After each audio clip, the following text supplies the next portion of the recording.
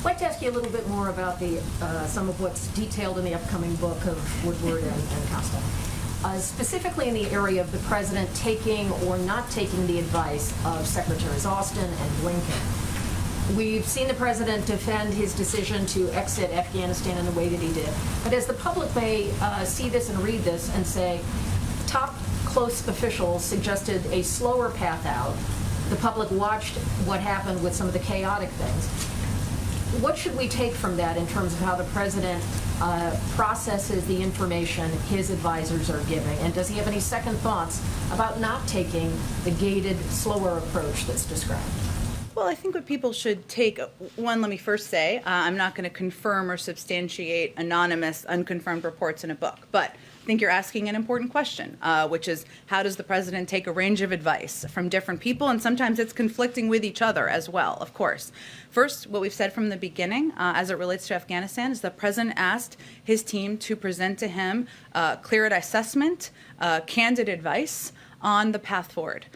Everyone knew coming into the beginning of the administration, he knew, the vice president knew, the national security team knew that we were in a situation facing a May 1st timeline of either getting our troops out or facing conflict with the Taliban. That's what we walked into and the circumstances we were discussing.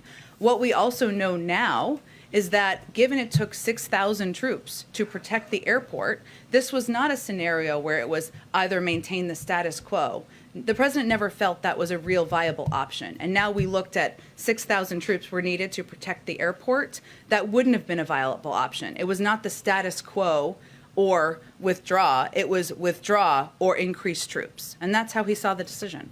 One of the things that Secretary Blinken talked about was the concern about European partners. Jonathan was asking about questions related to European partners being upset now. Is there a tension point between the president, who talked about being a steady hand and normal relationships, when the French are mad today, they were other NATO partners and others were unhappy about the exit? Is there an issue there where the president is going it without consideration of those partners? I don't think the president sees it as without consideration. There was extensive consultation. There was extensive briefings, both at the Secretary of State's level, at the Secretary of Defense's level, in advance of the president's announcement in May about his decision to withdraw our military presence in Afghanistan. It doesn't mean that all of our allies and partners are going to always agree with everything we do, nor do we always agree with everything they do.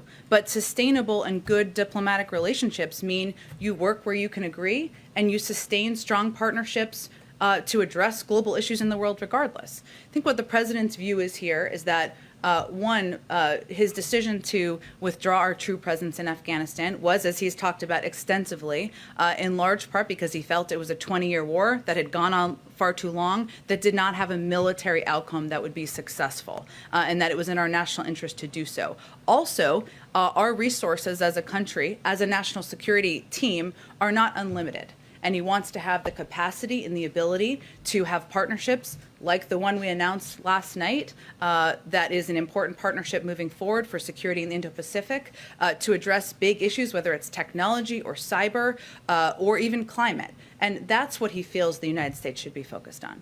One very different, separate. Many of us were in the East Room watching the president. We've seen him on many occasions where he has a repeated cough. What is the situation with that cough, and is that a concern?